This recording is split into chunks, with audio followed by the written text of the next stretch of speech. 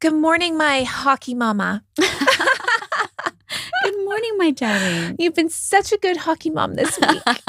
So proud of you. This week? Okay, your entire Life.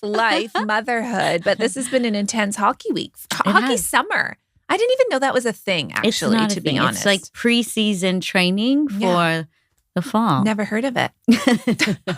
I wish I hadn't heard of it. Until now. But here I am. I got a glimpse into your beautiful car this morning. And it's filled with hockey equipment. To the brim. To the brim, to the point where I had to put down the back seats to fit in the goalie equipment. Yes. And it stinks. Oh my God. What are we going to do? I don't know. You just have to set fire to that car. We got to start fresh. I do. I think that's a good plan. Yeah.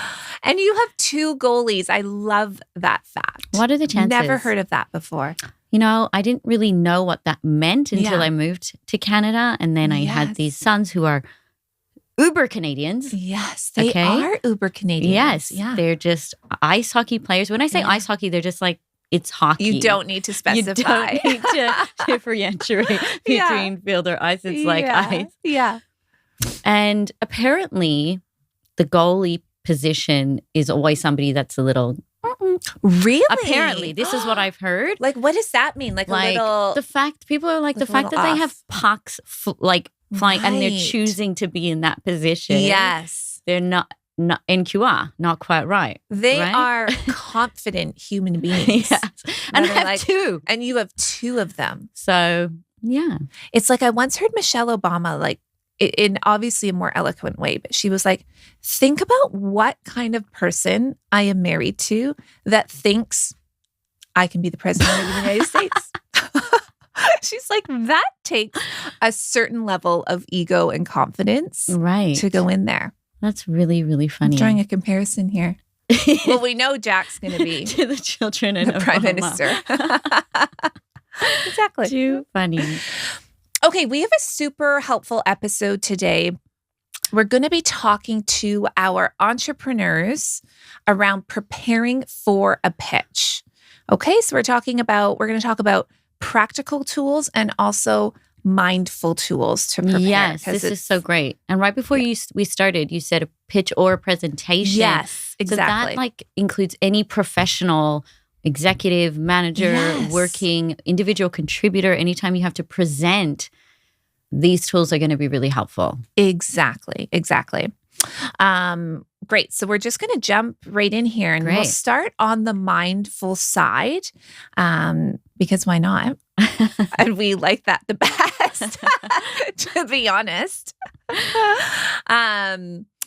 And I'd like to give some examples. We were talking about this a little bit before because these are topics that we, or practices that we talk about a lot. Mm-hmm. But I think in the context of preparing for a pitch, it always helps me to hear an example and then I can get going. Then I can start running with it. Right. So I'm going to put you on the spot. Great. Okay, great.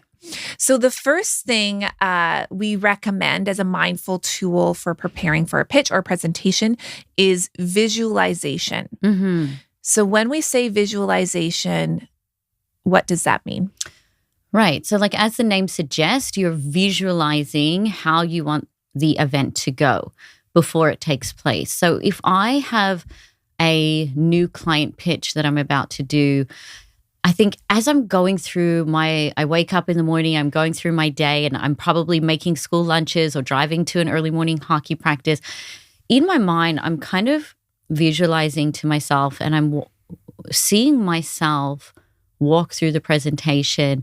I'm probably on a Zoom call, so I'm picturing the client and their face and I'm picturing myself go through it and I'm picturing them nodding. I'm picturing them smiling. I'm picturing myself like go through each slide really effectively and really land my points.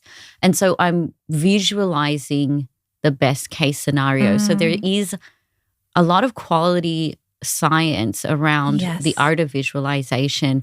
And what it is another word for it is mental rehearsal. Yes. So we're mentally rehearsing how an event is going to go. And so when we're actually in that event, our brain's kind of had a practice run. It already knows what to do. Yes. So your chances of success are a lot higher and you're more effective and you're running through it. And a lot of times the things that I've visualized, I'll notice on those calls happening, like the person nodding or asking a specific question or myself really nailing a point that I sometimes stumble over, right? That's so good. It's like muscle memory for your brain. Yeah, exactly. So you're just setting yourself up for success. And you're also doing this pattern interrupt. A lot of the times if I have a big pitch, automatically the narrative that starts playing in my head is you're going to stuff it up. You're not. There's no way they're going to go with you. You're not good enough for this. And so what I'm doing is I'm interrupting that thought pattern and I'm saying, here's me delivering the pitch. Here's me nailing it. Here's them smiling and nodding. Here's them, asking for the terms and conditions to review. Yes. And so I'm just training my brain out of our negativity bias, which we all have, into the highest chance of success. Yes. Right? So then I'm going into that in the energy of the best possible outcome. Exactly. So creating new neural pathways to success. Yeah. Visualizing success. Okay. Yeah. And so, I'm going into a pitch. Right. Which we do daily. Yes. Actually, I would like this. I should call you before. I'm feeling nervous. I'm talking to a CEO, a founder, pitching our company, talking about a business or a product. What are some things, or I guess I'm jumping ahead to affirmations. So let's go back to visualizations. What are some things, you gave a couple of examples, but specifically that I can visualize happening as I'm preparing for my pitch? Yeah. So some of the things I already mentioned, like picturing their face, right? Or, if you don't know what they look like, just put some avatars in there. Picturing them nodding, picturing them engaging with you, picturing yourself, smiling and with your, head high, your back straight, picturing yourself speaking clearly. Yes. Like that's an important one for me, really right? Important. Sometimes I'll speak too fast or I'll stumble and then it kind of throws me off. So I'm always like picturing myself, pacing myself really well. It's interesting you say picture their faces because anyone who's ever done a pitch or presentation, there are two kinds of people in this world, okay? Right. There is somebody, even if they are connecting to what you're saying, stone-faced. Yeah. It is the worst. I know. Or maybe they're not, also the worst. So I think that's really important because I think even if it is happening, you visualize them nodding, and it's not happening in the pitch, you've already created that muscle memory. It's almost like you could override what is happening or just kind of think about your visualization when you're in the pitch as well. Because it can be really derailing to not feel like you're connecting in that way. Right. Yes, agreed. Okay, great. So our second mindful tool is affirmations. And we've talked about this one a lot as well. So similar to visualization in that it's like a preparatory tool, something you would do beforehand how would you explain it?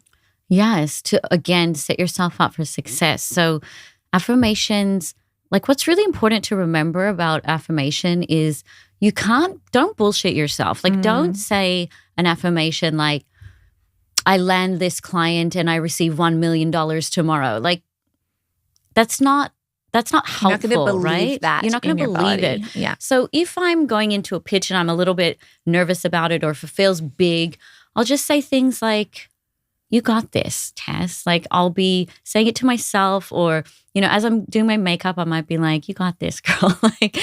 Or I'll just think, I'm calm, I'm steady, I articulate myself well. And I think if they're the right fit for us, if this is aligned, this is going to be ours. Yes. Like things like that I can get behind, that my spirit can get behind, that my brain can get behind. Exactly. But it's still also, again, doing that pattern interrupt where it's so easy to go into like, they're never going to go for this. Yeah. Like, how did I land this? They're going to think I'm full of shit. Like, Yes. So, exactly. Just little things you can get behind, but that are affirming for you. And I think it's really important to remember that both visualization and affirmations, it can take seconds to do. Like you don't have to set aside half an hour before your pitch to do these things. Like sometimes I'm doing this as I'm logging into my Zoom account. Yes. I am running through the visualization of it going well. I am saying something positive to get myself, engaged in that kind of positive mind frame. And like, it's not like affirmations are a foolproof science where it's like, if I affirm myself, I'm going to get it. Yes. But I just think, wouldn't you rather go in feeling like this is a possibility for me versus, whoa, this is never going to happen for me? 100%. Yeah. Okay, great. Our next one is breathing techniques. Yes. So this one I do all the time before we get on a pitch. I don't know if you do this. I do this as well when I'm logging in. So it's usually pretty last minute. But again, it literally takes seconds. It can take you from a fight or flight state into a calm, regulated state. There is science and research around this that you can look up. One of my favorite techniques and one of the most effective through research is what Andrew Huberman talks about all the time. So it's a double inhale, long exhale. So it mimics a sigh that a lot of babies, children do, animals do it to calm their nervous system. And they obviously, it's like an automated response, but we can do it ourselves in a moment where you're needing to get to that regulated state. Right. So it's a double inhale. So, and then the second one can be really short and then a lengthy exhale. So I literally do that 2 or 3 times. Yes. And I can notice a significant switch. So it's so easy and accessible and quick to do when you're going into a pitch, any kind of pitch or presentation. And so I think the other side of this that's really important to underline for people is, why does it matter that our nervous systems are what's the word I'm looking for? Regulated, calm. Regulated and calm. Like, why does she need to do that? When we're in a calm state, we can access performance. We can access peak performance, right? Exactly. So keeping that in mind and making that connection, we're not just doing this for fun. Yes. It's like, we know the science is, when I'm regulated, my brain is then available to help me perform, help me to think creatively, help me to increase all of my chances to succeed. And step into those new neural pathways that you've been working to create, right? Even this style of breathing, I had a really chaotic morning this morning with the boys' hockey and driving all over town. Driving here to the podcast, I was doing that breathing to like calm myself or regulate myself, because I was like, okay, now I have to shift into this work mode and record episodes of the podcast. And I don't want to come in here in this state where I'm like super chaotic, right? So helpful. You're welcome. Thank you, my darling.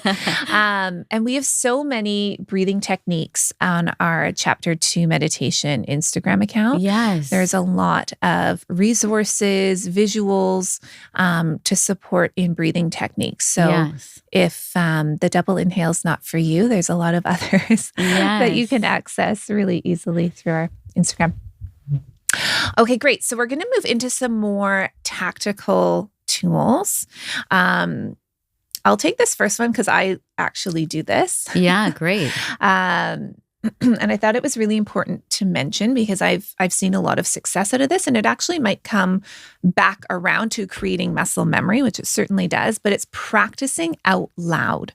So I think it's one thing to run through your presentation or your pitch on your computer, clicking through the slides, you're kind of reading it in your head, but there's something so different about saying it out loud. I can catch myself being long-winded or stumbling on certain words or certain thoughts. Being able to come up with examples that I can have in my back pocket. So that all really flows to me through practicing out loud. Have you had that experience? Is that... I know that when we used to do this course and we were teaching interview skills, we always taught to like rehearse out loud your answers to certain questions. And I remember doing that exercise and seeing, oh my God, this really works. Right. And this is helpful. For our pitches, like I don't really practice out loud, but I'll do a lot of like visualization. Yes.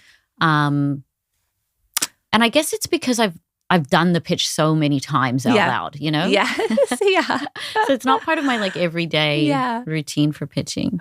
We actually recently had our pitch deck updated, and it was sent to me 5 minutes before I had to get on with a client and pitch it. And there were all these new slides, and I did this. I was like, I don't know what I'm saying for these new slides. Like, I need to come up and see how the flow sounds and not say things that I'm going to say 5 slides from now. Right. So I just did it, and that was helpful. It was super helpful. Great. Yeah, really great.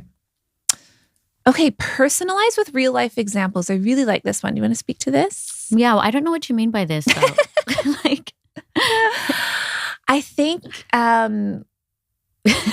when I was thinking about pitching or presenting, sometimes I think it's really easy to get in like, I'm in corporate mode. I'm just speaking what's on my slides and talking about a product or talking about a service.